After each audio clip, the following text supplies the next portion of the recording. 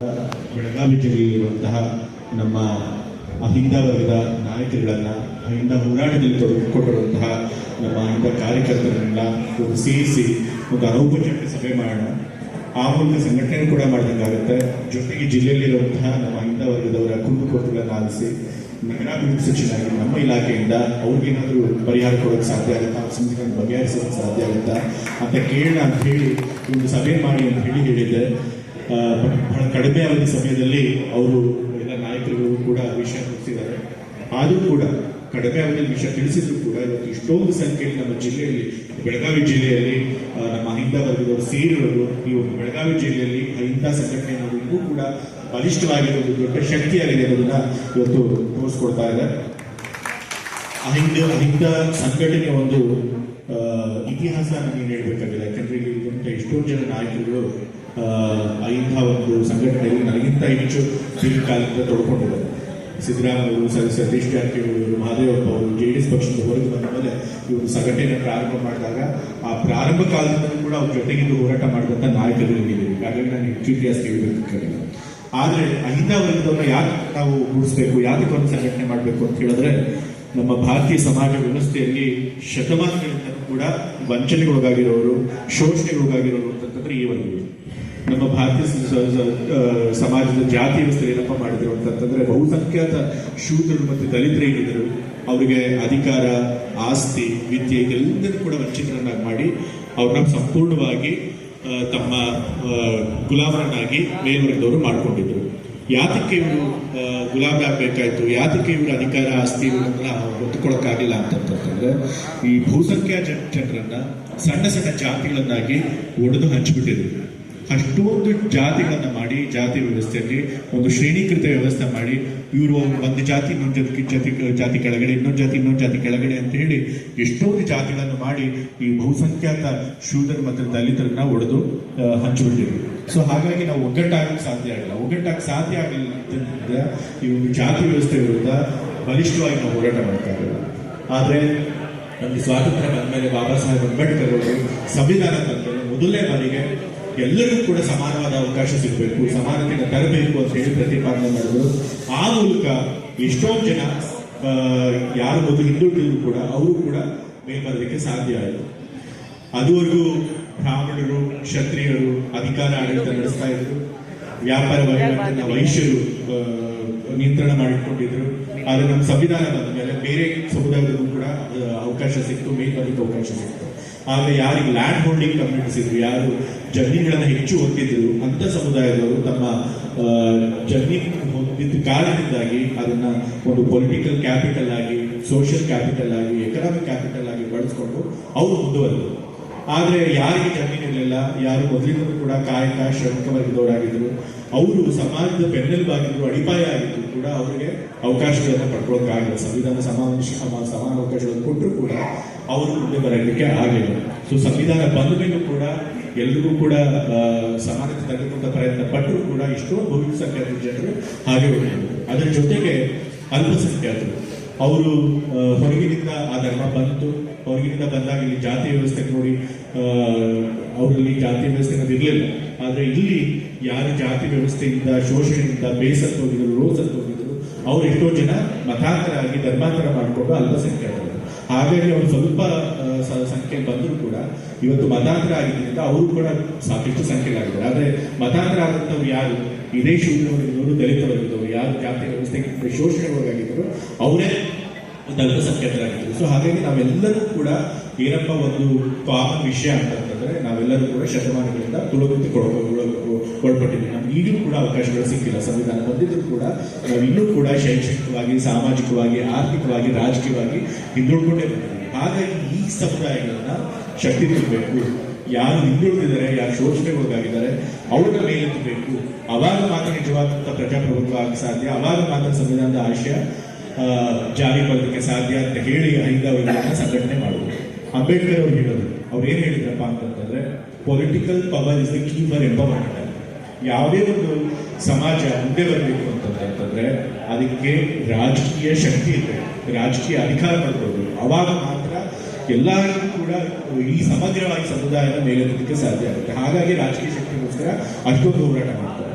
ಇವತ್ತು ಮುಂದುವರೆದ ವರ್ಗಗಳು ಎಷ್ಟು ಸುಲಭವಾಗಿ ಅಧಿಕಾರ ಪಡಿತಾರೆ ಮತ್ತು ಒಮ್ಮೆ ಅಧಿಕಾರ ಪಡ್ಕೊಂಡ ಮೇಲೆ ಅದನ್ನ ನಿರಂತರವಾಗಿ ನಮ್ಮ ಕೈಲಿ ಇಟ್ಕೊಂಡಿರ್ತಾರೆ. ಅದಕ್ಕೆ ಕಾರಣ ಏನಪ್ಪಾ ಅಂತಂದ್ರೆ ಅವರು ರಾಜಕೀಯ ಅಧಿಕಾರ ಇದ್ರೇನೆ ಬೇರೆ ಎಲ್ಲ ಸಮಾಜದಲ್ಲಿ ಅವರು ಮುಂದೆ ಬರಕ್ಕೆ ಸಾಧ್ಯ ಆಗುತ್ತೆ.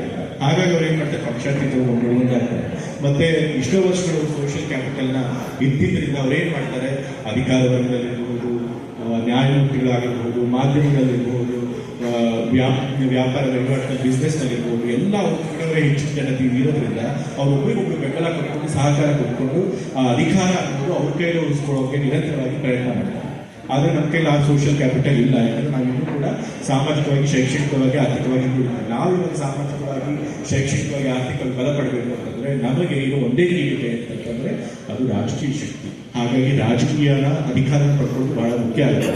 ನಮ್ಮ ಬಿಜಾಪುರದ ಹಿರಿಯರು ಹೇಳಿದ್ರು, ಇದು ಸೋಷಿಯಲ್ ಮೂವ್ಮೆಂಟ್ ಆಗಬೇಕು ಅಂತ, ಪೊಲಿಟಿಕಲ್ ಮೂವ್ಮೆಂಟ್ ಅಂತ ಹೆಚ್ಚಾಗಿ. ಆದರೆ ಅದು ಪೊಲಿಟಿಕಲ್ ಮೂವ್ಮೆಂಟ್ ಕೂಡ ಆಗಬೇಕು, ಸೋಷಿಯಲ್ ಮೂವ್ಮೆಂಟ್ ಕೂಡ ಆಗಬೇಕು. ಅವಾಗ ಮಾತ್ರ ಅಹಿಂದ ವರ್ಗದವರು ಸಮಗ್ರವಾಗಿ ಅಭಿವೃದ್ಧಿ ಹೊಂದೋದಕ್ಕೆ ಸಾಧ್ಯ ಆಗುತ್ತೆ.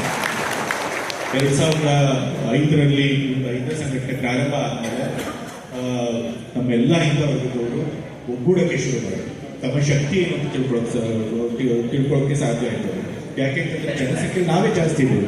ಪ್ರಜಾಪ್ರಭುತ್ವದಲ್ಲಿ ಯಾರು ಜನಸಂಖ್ಯೆ ಜಾಸ್ತಿ ಇರುತ್ತೆ ಅವರೇ ಅಧಿಕಾರನ ಪಡ್ಕೊಳ್ಳೋದಕ್ಕೆ ಸಾಧ್ಯ ಆಗುತ್ತೆ. ಆದರೆ ನಾವು ಅದಕ್ಕೆ ಏನ್ ಮಾಡ್ಬೇಕಪ್ಪ ಅಂತಂದ್ರೆ, ಜನಸಂಖ್ಯೆ ನಮ್ಗೆ ಜಾಸ್ತಿ ಆಗ್ಬೇಕು ಅಂತಂದ್ರೆ ನಾವೆಲ್ಲ ಒಗ್ಗಟ್ಟಾಗಬೇಕು, ಒಬ್ರಿಗೊಬ್ರು ಕೈ ಜೋಡಿಸ್ಬೇಕಂದ್ರೆ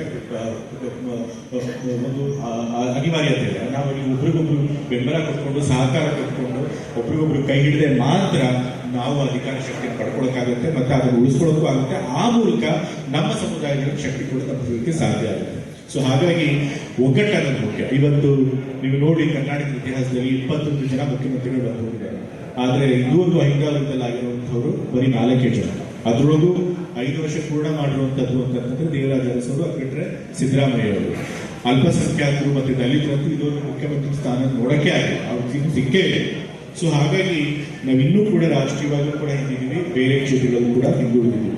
ಸೊ ನಾವೆಲ್ಲ ರಾಜಕೀಯ ಶಕ್ತಿ ಪಡಿಬೇಕು ಅಂತಂದ್ರೆ ಸಿದ್ದರಾಮಯ್ಯ ಅವರು ಯಾಕೆ 2 ಬಾರಿ ಅವ್ರು ಮುಖ್ಯಮಂತ್ರಿಗಳಾಗಿ, ಇಷ್ಟು ದೀರ್ಘಕಾಲ ಮುಖ್ಯಮಂತ್ರಿಗಳಾಗಿ ಅಧಿಕಾರನ ನಿಭಾಯಿಸಕ್ಕೆ ಸಾಧ್ಯ ಆಯಿತು ಅಂತಂದ್ರೆ ಯಾಕೆ ಅಂತಂದ್ರೆ ಅಹಿಂದ ವರ್ಗದವರೆಲ್ಲರೂ ಕೂಡ ಒಗ್ಗಟ್ಟಾಗಿ ಅವ್ರ ಮೇಲೆ ವಿಶ್ವಾಸ ಇಟ್ಟು ಅವ್ರಿಗೆ ಬೆಂಬಲ ಕೊಟ್ಟಿದ್ದಕ್ಕೆ ಮಾತ್ರ ಸಾಧ್ಯ ಆಗುತ್ತೆ.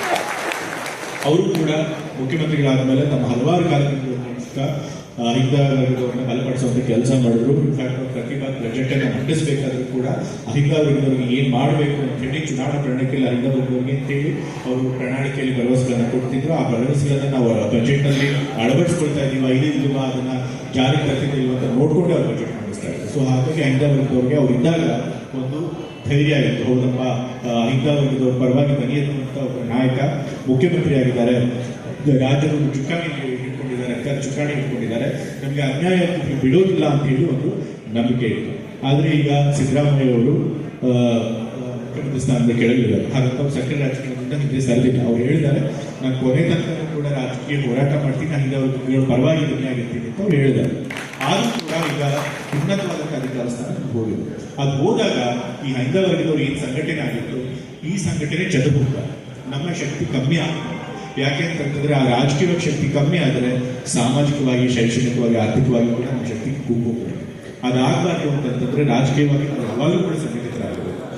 ಹಾಗಂತ ಇವಾಗ ಅಹಿಂದ ನಾಯಕರೇ ಇಲ್ಲ ಅಂತಲ್ಲ. ಈಗ ನಮ್ಮ ಬೆಳಗಾವಿ ಜಿಲ್ಲೆಯ ಸಾಕ್ಷಿ ಸತೀಶ್ ಜಾರಕಿಹೊಳಿ ಅವರು ಒಬ್ಬ ಅಹಿಂದ ನಾಯಕರಾಗಿ ಇಷ್ಟೆಲ್ಲ ಸಂಘಟನೆ ಮಾಡಿದ್ರಿಂದಲೇ ಇಷ್ಟೊಂದು ರಾಜಕೀಯ ಪ್ರಜ್ಞೆ ಆಗ್ತದೆ. ಇದರಲ್ಲೂ ಇದೆ ಕೂಡ ಮತ್ತೊಂದು ಕಡಿಮೆ ಅವಧಿಯಲ್ಲಿ ನಾವು ಸೇರೋಣ ಅಂದ ತಕ್ಷಣ ಇಷ್ಟು ಸಂಖ್ಯೆಯಲ್ಲಿ ಸೇರೋದಕ್ಕೂ ಕೂಡ ಸಾಧ್ಯ ಆಗುತ್ತೆ. ಸೊ ಹಾಗಾಗಿ ಅಹಿಂದ ಪರವಾಗಿ ಒಲವಿರುವಂಥವ್ರು, ಅಹಿಂದ ಪರವಾಗಿ ಧ್ವನಿ ಎತ್ತುವಂಥವ್ರು, ಅಹಿಂದ ಪರವಾಗಿ ಹೋರಾಟ ಮಾಡುವಂಥ ನಾಯಕರು ಇನ್ನೂ ನಮ್ಮಲ್ಲಿದ್ದಾರೆ. ಆದರೆ ನಾವು ಅವ್ರಿಗೆ ಬಲ ತುಂಬಬೇಕಾಗಿದೆ. ಜಾರಕಿಹೊಳಿ ಅಂತ ನಾಯಕರು ಅಹಿಂದ ವರ್ಗದ ಪರವಾಗಿ ಸಂಘಟನೆ ಮಾಡಬೇಕು. ಕೇವಲ ಬೆಳಗಾವಿ ಜಿಲ್ಲೆ ಮಾತ್ರ ಅಲ್ಲ, ಇಡೀ ರಾಜ್ಯದಲ್ಲಿ ಓಡಾಡಿ ಅವರು ಸಂಘಟನೆ ಮಾಡಬೇಕು. ಅವ್ರು ಮಾಡುವಂತಹ ಪ್ರಯತ್ನಕ್ಕೆ ನಾವೆಲ್ಲ ಕೂಡ ನಾನು ಕೂಡ ಕೈ ಜೋಡಿಸಿ ಆ ಸಂಘಟನೆ ಮಾಡುವಂತ ಪ್ರಯತ್ನ ಮಾಡಬೇಕು. ಸೊ ಹಾಗಾಗಿ ಇವತ್ತು ಅಹಿಂದ ಸಿದ್ದರಾಮಯ್ಯ ಹೋದ್ಮೇಲೆ ಮುಖ್ಯಮಂತ್ರಿ ಸ್ಥಾನದ ಕೆಳಗಿದ ಮೇಲೆ ಅಹಿಂದ ವರ್ಗದ ಸಂಘಟನೆ ಶಕ್ತಿಯನ್ನ ಉಳಿಸ್ಕೊಂಡು ಬೆಳೆಸ್ಕೊಂಡು ಹೋಗುವಂತಹ ಅನಿವಾರ್ಯತೆ ಇದೆ. ಆ ಕೆಲಸ ಆಗ್ಬೇಕು ಅಂತಂದ್ರೆ ಈಗ ನೀವೆಲ್ಲರೂ ಕೂಡ ಒಗ್ಗಟ್ಟಾಗಬೇಕು. ಅದರೊಳಗೂ ಮುಖ್ಯವಾಗಿ ಮಹಿಳೆಯರು ಹೇಳಿದಾಗೆ ನಮ್ಮ ಅಹಿಂದ ವರ್ಗದೊಳಗಲ್ಲೇ ಇನ್ನೂ ಶೋಷಿತರಾಗಿರುವಂಥವ್ರು, ಯಾಕೆಂದ್ರೆ ಅವ್ರ ಜನಸಂಖ್ಯೆ ಇನ್ನೂ ಕಮ್ಮಿ ಇದೆ. ಹಿಂದುಳಿದ ವರ್ಗದ ಸಣ್ಣ ಪುಟ್ಟ ಜಾತಿಗಳು ಇರ್ತಾರೆ, ಮಹಿಳೆಯರು ಇರ್ತಾರೆ, ದಲಿತರಲ್ಲೂ ಕೂಡ ದಲಿತಲ್ಲೂ ಕೂಡ ಹೆಚ್ಚು ಶೋಷಣೆಗೊಳಗಾಗುವಂಥ ಇನ್ನೂ ಸಣ್ಣ ಪುಟ್ಟ ಸಮುದಾಯಗಳಿರ್ತಾರೆ. ಸೊ ಇಂಥವುಗಳಿಗೆ ವಿಶ್ವಾಸ ಕೊಡಬೇಕು. ನಾವು ಜನಸಂಖ್ಯೆಯಲ್ಲಿ ಬೇರೆ ಜಾಸ್ತಿ ಬೇರೆ ಐದಾರು ಜಾತಿ ಜನಸಂಖ್ಯೆ ಹೆಚ್ಚಿದ್ರು ಕೂಡ ನಾವು ನಿಮಗೆ ಕೈ ಕೊಡೋದಿಲ್ಲ, ನಿಮ್ಮ ಹಿತಾಸಕ್ತಿ ನಾವು ಕಾಪಾಡ್ತೀವಿ ಅಂತ ಹೇಳಿ ಅವ್ರಿಗೆ ಭರವಸೆ ಕೊಡಬೇಕು. ಆಗ ಭರವಸೆ ಕೊಟ್ಟರೆ ಅವರು ಕೂಡ ನಮ್ಮ ಜೊತೆ ನಮ್ಮ ಮೇಲೆ ನಂಬಿಕೆ ಇಟ್ಕೊಂಡು ನಮ್ಮ ಜೊತೆಗೆ ಇರ್ತಾರೆ. ಆಗ ನಮ್ಮ ಸಂಘಟನೆಯನ್ನು ನಾವು ಒಡೆಯೋದಕ್ಕೆ ಬೇರೆಯವರಿಗೂ ಸಾಧ್ಯ ಆಗೋದಿಲ್ಲ.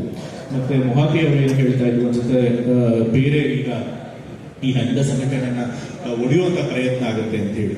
ಈಗಾಗಲೇ ಸಂವಿಧಾನ ಇವತ್ತು ಐದಾವರೆಗದವರಿಗೆ ದೊಡ್ಡ ಶಕ್ತಿಗಳು ಯಾರಪ್ಪ ಅಂತಂದ್ರೆ ಯಾರು ಸಂವಿಧಾನ ವಿರೋಧ ಮಾಡ್ತಾರೆ ಮತ್ತೆ ಮನುವಾದ ಮನಸ್ಥಿತಿ ಇಟ್ಕೊಂಡಿರ್ತಾರೆ, ಅಂತ ಶಕ್ತಿಗಳೇ ನಮಗೆ ದೊಡ್ಡ ಶಕ್ತಿಗಳು. ಅವರು ಇದನ್ನ ಒಂದು ಅವಕಾಶವಾಗಿ ಬಳಸ್ಕೊಡ್ತಾರೆ. ಐದಾವರೆಗದನ್ನ ಒಡೆಯುವಂತ ಕೆಲಸ ಮಾಡ್ತಾರೆ. ದಲಿತರಲ್ಲಿ ರೈಟ್ ವರ್ಸಸ್ ಲೆಫ್ಟ್ ಮಾಡ್ತಾರೆ, ಹಿಂದುಳಿದ ವರ್ಗದಲ್ಲಿ ಕುರುಬರು ಜನಸಂಖ್ಯೆ ಜಾಸ್ತಿ ಇರೋದ್ರಿಂದ ಸಣ್ಣ ಪುಟ್ಟ ಹಿಂದುಳಿದ ವರ್ಗದವನ್ನ ತುಳಿತಾರೆ ಅಂತ ಹೇಳ್ತಾರೆ. ಹಿಂದೂಗಳನ್ನ ಮುಸ್ಲಿಂಗಳ ಮೇಲೆ ಎತ್ತಿಕಟ್ತಾರೆ. ಹೀಗೆ ಒಬ್ಬರ ಮೇಲೆ ಒಬ್ಬರು ಎತ್ತಿಕಟ್ಟಿ ನಮ್ಮ ಮೇಲೆ ನಾವು ಕಚ್ಚಾಡವನ್ನು ಮಾಡಿ ನಮ್ಮ ಸಂಘಟನಾ ಶಕ್ತಿಯನ್ನು ಕುಗ್ಗುವಂತ ಕೆಲಸ ಮಾಡ್ತಾರೆ. ಅದಕ್ಕೆ ನಾವು ಎಚ್ಚರವಾಗಿರಬೇಕು. ನಮ್ಮ ಸಂಘಟನೆ ಯಾವುದೇ ಕಾರಣಕ್ಕೂ ಶಕ್ತಿ ಕಳ್ಕೊಳ್ಬಾರ್ದು. ನಾವು ಒಗ್ಗಟ್ಟಾಗಿರುವಂತ ಕೆಲಸ ಮಾಡಬೇಕು. ಅದನ್ನು ಮಾಡಬೇಕು ಅಂತಂದ್ರೆ ನಮ್ಮ ಸಮುದಾಯಗಳಲ್ಲಿ ಆ ವಿಶ್ವಾಸ ಬರೋಂಗೆ ಮಾಡಬೇಕು. ನಾಯಕರು ಆ ಎಲ್ಲ ಸಮುದಾಯದ ಒಂದು ಸಮಸ್ಯೆಗಳಿಗೆ ಸ್ಪಂದನೆ ಮಾಡುವಂತ ಕೆಲಸ ಮಾಡಬೇಕು. ಹಾಗಾಗಿ ನಾನು ಕೂಡ ತೀರ್ಮಾನ ಮಾಡಿ ನಗರಾಭಿವೃದ್ಧಿ ಸಚಿವನಾದ್ಮೇಲೆ ಪ್ರತಿಯೊಂದು ಜಲ್ಲಿಗೂ ಕೂಡ ನಾನು ಭೇಟಿ ಕೊಡ್ತೇನೆ. ಅಲ್ಲಿ ಐದ ವರ್ಗದವರು ನಮ್ಗೆ ಭೇಟಿ ಮಾಡಿ ಖುದ್ದು ಭೇಟಿ ಮಾಡಿ ಅವ್ರ ಸಮಸ್ಯೆಗಳು ಏನಿದೆ, ಅದರಲ್ಲಿ ಯಾರು ಸಣ್ಣ ಪುಟ್ಟ ಸಮುದಾಯದವರು ಯಾರಿದ್ದಾರೆ ಅವ್ರ ಸಮಸ್ಯೆಗಳನ್ನು ತಿಳ್ಕೊಂಡು ಅದು ನನ್ನ ಕೈಲಾದ ಮಟ್ಟಿಗೆ ಅದಕ್ಕೆ ಸ್ಪಂದಿಸುವಂತ ಕೆಲಸ ಮಾಡ್ತೇನೆ. ಅವರಿಗೆ ಸಮಸ್ಯೆಯನ್ನು ಬಗೆಹರಿಸೋ ಕೆಲಸ ಮಾಡಬೇಕಂತ ಪ್ರಯತ್ನ ಮಾಡಬೇಕಂತ ತೀರ್ಮಾನ ಮಾಡ್ತೇನೆ. ಅಫ್ಕೋರ್ಸ್ ನನಗೆಲ್ಲ ಸತೀಶ್ ಜಾರಕಿಹೊಳಿ ಅವರು, ಮಹಾದೇವ್ ಅಂತ ದೊಡ್ಡ ನಾಯಕರ ಒಂದು ಮಾರ್ಗದರ್ಶನ ಬೇಕು. ಅವ್ರ ಮಾರ್ಗದರ್ಶನದಲ್ಲಿ ಆ ಕೆಲಸ ಮಾಡ್ತಾರೆ. ಹಾಗಾಗಿ ಎಲ್ಲ ಜಿಲ್ಲೆಗಳಿಗೂ ಕೂಡ ನಾನು ಸಂಘಟನೆ ಮಾಡ್ತಾರೆ. ನಿಮ್ಮ ಜಿಲ್ಲೆಗೂ ಬಂದಿದ್ದೀನಿ, ಇಷ್ಟು ಸಂಖ್ಯೆಯಲ್ಲಿ ಸೇರಿ ನಾವು ಇನ್ನೂ ಸಂಘಟಿತರಾಗಿದೆ ಅಂತ ತೋರಿಸ್ಕೊಟ್ಟಿದ್ದೀವಿ. ಹಾಗಾಗಿ ನಿಮಗೆ ಅಭಿನಂದನೆಗಳು ತಿಳಿಸ್ತಾ, ನಿಮ್ದೇನ ಸಮಸ್ಯೆಗಳಿದೆ ಯಾವತ್ತೂ ಕೂಡ ನಮ್ಮ ಮನೆ ಭಾಗ ನಮ್ಮ ಕಚೇರಿ ಭಾಗ ತೆರೆದಿರುತ್ತೆ. ಬೆಳಗಾವಿ ಜಿಲ್ಲೆಯಲ್ಲಿ ಯಾವಾಗಾದ್ರೂ ಬಂದು ಐದಾರು ಸಮಸ್ಯೆಗಳು ಅದಕ್ಕೆ ಸ್ಪಂದಿಸುವಂತ ಕೆಲಸ ಮಾಡ್ತಾರೆ. ಮತ್ತೆ ಇವತ್ತು ನಾವು ಇನ್ನೂ ಹೋರಾಟ ಮಾಡಬೇಕಾದ್ರೆ ಒಂದು ಏನಾದರೂ ಒಂದು ಇಶ್ಯೂ ವಿಚಾರ ಇಟ್ಕೊಳ್ಬೇಕು. ಇವತ್ತು ನಮಗೆ ವಿಚಾರಗಳೇನಪ್ಪ ಅಂತಂದ್ರೆ ಮೀಸಲಾತಿ ಜನಸಂಖ್ಯೆ ಆಧಾರದಲ್ಲಿ ಇರಬೇಕು ಅಂತೇಳಿ. ಸೊ ಹಾಗಾಗಿ ಇವತ್ತು ದಲಿತ ವರ್ಗದವ್ರಿಗೆ ಆ ಜನಸಂಖ್ಯೆಗಳ ಆಧಾರದ ಮೇಲೆ ಅವರಿಗೆ ಮೀಸಲಾತಿ ಇರಬೇಕು ಅಂತ ಹೇಳಿ ಇನ್ನು ಶಿಫಾರಸು ಹೋಗಿದೆ. 24.18% ಅವ್ರಿಗೆ ಕೊಡಬೇಕು ಅಂತ ಹೇಳಿ. ಸೊ ಅದನ್ನು ನಾವು ಮುಂದಿಟ್ಕೊಂಡು ಹೋರಾಟ ಮಾಡಬೇಕು. ಕೇಂದ್ರ ಸರ್ಕಾರಕ್ಕೆ ಆಗ್ರಹಿಸಬೇಕು. ನಾವು ನಮ್ಮ ದಲಿತರ ಜನಸಂಖ್ಯೆ ಅನುಗುಣವಾಗಿ ಮೀಸಲಾತಿ ಕೊಡಿ ಅಂತೇಳಿ.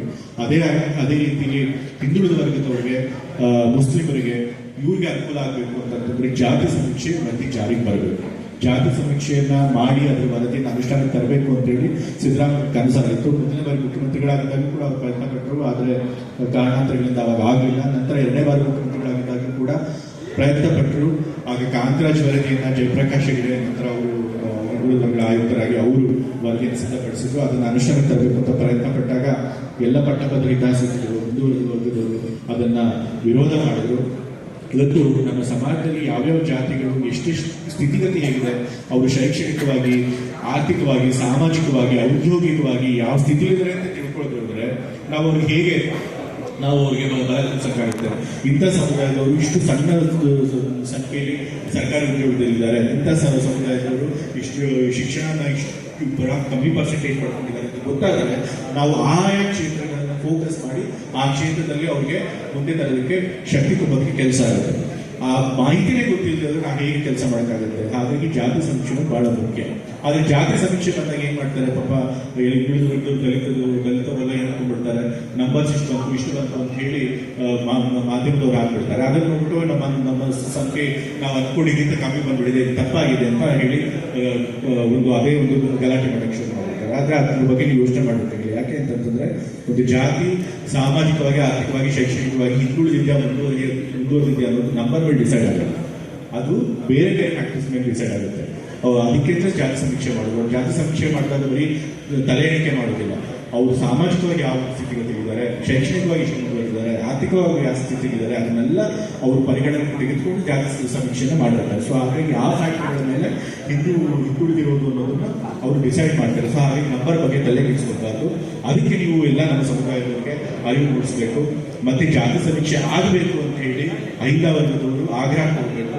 ನಿಮ್ಮ ಕ್ಷೇತ್ರಗಳಲ್ಲಿ ನಿಮ್ಮ ಶಾಸಕರು ಯಾರು ಇರ್ತಾರೆ ಅವ್ರಿಗೆ ಆಗ್ರಹ ಮಾಡಬೇಕು, ಜಾತಿ ಸಮೀಕ್ಷೆ ಪರವಾಗಿ ನಿಂತ್ಕೋಬೇಕು, ಜಾತಿ ಸಮೀಕ್ಷೆ ಜಾರಿ ತರೋದಕ್ಕೆ ಕೆಲಸ ಮಾಡಬೇಕು ಅಂತ ಹೇಳಿ ನಿಮ್ಮ ಶಾಸಕರಿಗೆ ಸರ್ಕಾರಕ್ಕೂ ಕೂಡ ಯಾವುದೇ ಒಂದು ದಾರಿ ಇರೋದಿಲ್ಲ, ಅವರು ಕೂಡ ಜಾತಿ ಸಮೀಕ್ಷೆ ತರಬೇಕಾಗುತ್ತೆ. ಸೊ ಈ ಒಂದು ವಿಷಯಗಳನ್ನು ಇಟ್ಕೊಂಡು ಅಟ್ಲೀಸ್ಟ್ ನಾವು ಮುಂದೆ ಹೋಗೋಣ ಅಂತ ಈ ಸಂದರ್ಭ ನಾನು ಹೇಳ್ತಾ ಇದ್ದೇನೆ. ಮತ್ತೆ ಈಗಾಗಲೇ ಹೇಳಿದಾಗೆ ಸಣ್ಣ ಸಮಯದ ಅವಧಿಯಲ್ಲಿ ನಿಮಗೆ ತಿಳಿಸಿದ್ರು ಕೂಡ ಇಷ್ಟು ದೊಡ್ಡ ಸಂಖ್ಯೆಯಲ್ಲಿ ಬಂದು ನೀವೆಲ್ಲ ಇವತ್ತು ಈ ಸಭೆಯಲ್ಲಿ ಭಾಗವಹಿಸಕ್ಕೆ ಬಂದಿದ್ದೀರಿ. ಮತ್ತೆ ಇಲ್ಲಿಗೆ ಬಂದ ಮೇಲೆ ಇಂಥ ಸಂಘಟನೆಗಳಿಗೆ ನನ್ನನ್ನು ಕೂಡ ತೊಡಗಿಸ್ಕೋಬೇಕು, ನಾನು ಕೂಡ ಅದ್ರ ಪರವಾಗಿ ಇಡೀ ರಾಜ್ಯದಲ್ಲಿ ಸುತ್ತಾಡಬೇಕು, ಸಂಘಟನೆ ಮಾಡಬೇಕು ಅಂತ ಹೇಳಿ ನೀವೆಲ್ಲ ತಿಳಿಸ್ಕೊಟ್ಟಿದ್ದೀರಿ. ನೀವು ಈ ಜವಾಬ್ದಾರಿ ನನಗೆ ವಹಿಸ್ತಾ ಇದ್ದೀರಿ. ಸೊ ಹಾಗಾಗಿ ಅದಕ್ಕೋಸ್ಕರ ನಿಮಗೆ ಬಂದಿರುವಂಥ ಎಲ್ಲ ಅಹಿಂದ ವರ್ಗದ ನಾಯಕರುಗಳನ್ನು ಕೃತಜ್ಞತೆ ಸಲ್ಲಿಸಿ ನಮ್ಮ ಅಹಿಂದ ಸಂಘಟನೆ ಶಕ್ತಿಯನ್ನು ಕುಗ್ಗೋದಕ್ಕೆ ಬಿಡೋದು ಬೇಡ, ಮುಂದಿನ ದಿನಗಳಲ್ಲಿ ಇನ್ನೂ ಹೆಚ್ಚಿನ ಶಕ್ತಿ ಈ ಸಂಘಟನೆಗೆ ಬರಲಿ ಅಂತ ಆಶಯ ಮಾಡ್ತಾ, ಅದಕ್ಕೋಸ್ಕರ ನೀವೆಲ್ಲರೂ ಕೂಡ ಹೋರಾಟ ಮಾಡಿ ಅಂತ ಕೇಳ್ತಾ ನನ್ನ ಮಾತುಗಳನ್ನು ಮುಗಿಸ್ತಾ ಇದ್ದೀನಿ.